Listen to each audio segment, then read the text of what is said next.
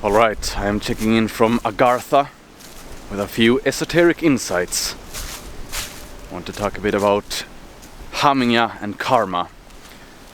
But first, a message from the sponsor of this video. I'm sponsoring myself and I'm encouraging you to immediately head over to legiogloria.com, place an order for Dauntless and Demigod Mentality. You can also place an order of my dear wife's cookbook, Old World Feast. You can give it to the woman in your life so that she can make you the nice meals within. If you don't have a woman, you can give it to your mother and she can make you nice meals. It's a good investment for everyone. So pro tip right there. Then if you want to support the channel, you can become a YouTube channel member, or you can subscribe to the podcast on another platform. You can head over to thegoldenone.se to see all of the links. Now then, karma.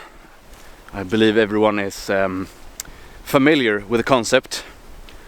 Greatly simplified, that you do something good and something good will come back to you. You do something bad and it will come back to bite you. Now Hamingja, and this is only my own interpretation and approach to Hamingja, so perhaps you will hear someone else with another take. Hamingja is the collected luck of a bloodline, and when I say luck, it's more perhaps fortune would be a better term to use, or divine favor even. So it's not luck in the sense of random chance, because is anything random? I don't know, perhaps not. The collected luck of a bloodline, so it's something you can inherit, it's something you can even bless others with. So to use an example from the Viking Age, an explorer, a seafarer would come to the king and ask for his blessing to partake of his Hamingja. And this is, giving his blessing, then giving his part of his divine favor to the endeavor. So Hamingja, it actually stretches beyond yourself as well, both back in time, forward in time, so you can inherit a good Hamingja. Hopefully, if you've done good deeds over your life, you can give a good Hamingja to your children, which also influences the Fylgja, or the guardian angel. So it can be a good investment by living a good and virtuous life, that your children might have a stronger guardian angel. Now the Fylgja and guardian angel, that's a topic for another time. I just wanted to mention it. So for a Viking chieftain, a Viking jarl, to be a good leader, you needed a few different things, of course. First and foremost, to be a ring giver, so that you can reward your loyal followers. So this is actually, when we're talking about, this is not a political video, but to have a good system in place, you actually need to reward the ones who are loyal to the king or the system. Otherwise you can't expect the system to uphold itself. So give and take, loyalty, it goes both ways. Second thing, among many other things, a good leader was also supposed to be strong and handsome and everything like that, to be a proper Viking hero. Now the jarl, the leader, was also supposed to have a strong Hamingja, because that would influence the fortune of the entire nation or group or raiding party, or whichever group we're talking about. So for him to have a strong Hamingja would mean a higher chance of success for whatever operation they undertook. So if they wanted to go on a trading expedition, or a raiding expedition, or an exploration expedition, whatever the case, it's good to have a leader with a good Hamingja, so that you are lucky. Again, luck, it's not something in this context that means random chance. I can't really discuss chance, randomness, because it's beyond my understanding for now at least. But what I can say is that if you have coincidences and they pile up until they become a pattern, and if you have a certain leader who is consistently lucky, is no longer luck, it's perhaps it can be called a divine favor, and that is of course something you want for yourself. So a good leader should be lucky, and luck in this case comes from divine favor, which is a result of many years of good deeds, or heroic deeds, which the gods view with a favorable eye.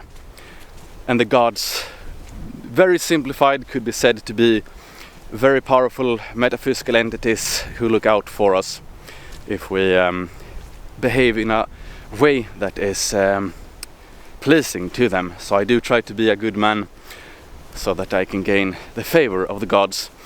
Now this sounds all a bit esoteric, but we're schizomaxing here in Agartha, so take everything I say with a pinch of salt. Now I will say also on a personal note, the reason I'm making this after 36,000 years on this earth, I've noted that there's been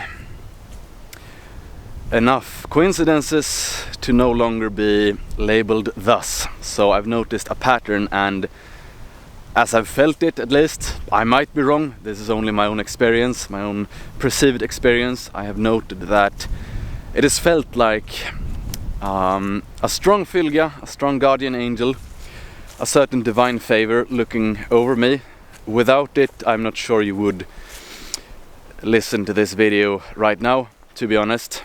I can't say for sure, of course, but this is how it feels like, and it's not something I say, you know, in a casual manner. It's something I've thought about for a few years now. So that's something I can say with a certain degree of confidence, that if you do build up a good Hamingja, a good karma, you will see a reward, a metaphysical reward. And in purely practical terms, I can say that it has benefited me, because I've been under a lot of pressure over this last, well, almost a decade.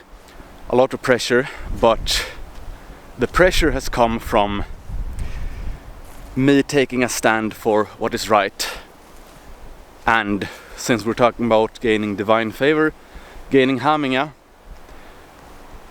it comes as a counterbalance. So a lot of pressure from, you know, hostile actors, but as a compensation, sort of good Hamingja, good divine favor from whichever source, however we shall term it. I prefer to simply say the gods, so that's why I am more and more convinced of their existence as powerful metaphysical entities. Now this can also explain, and my sincere apologies for praising myself too much now, but if you wonder why I'm such a good and wonderful person, why I'm such an angel, it's because it's also my Hamingja at stake whenever I do something. So if we're talking about such a thing as business ethics, something like that, it's also the Hamingja at stake. And for me, if I see ahead in the future, I can only reach my goals to get into a position of power, hopefully in Sweden, where I can restore law and order and bring back joy and life and productivity to the land. I can only do this with a strong Hamingja. Without it, there is simply no chance, because the chances of me succeeding, they're very slim to begin with.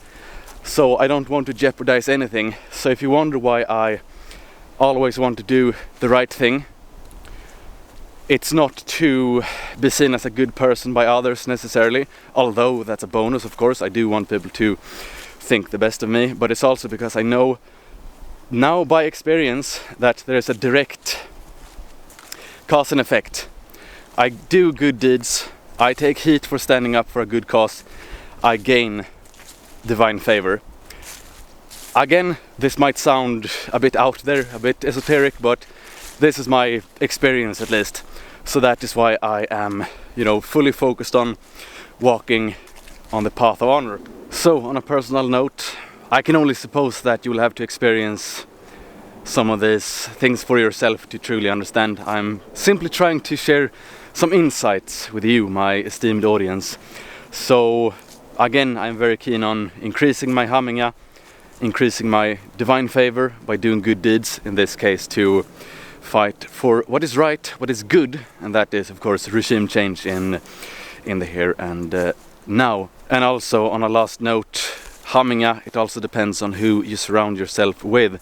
Just as the Vikings wanted to be led by a Jarl of strong Hamingja, of good luck, of good battle luck, of good sailing luck, you should also surround yourself with individuals with a good heart, a good Hamingja, because that will influence you as well.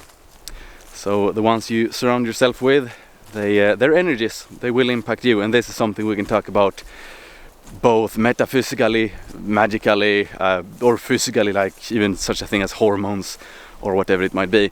This is a different topic, but I just wanted to have it said because it does have to do with Hamingja as a concept, not only when it comes to leadership, but also when it comes to any type of relation. So do keep that in mind.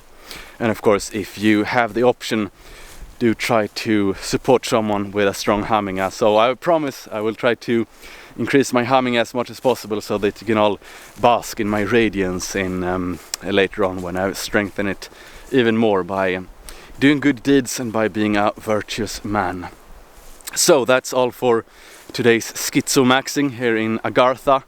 I hope it made somewhat sense. Again, take it with a pinch of salt. These are just my own experiences and takes, so someone else can say something different and you can entertain both ideas and make up your own mind. So that all being said, thank you for watching and thank you for your support. XOXO, boom!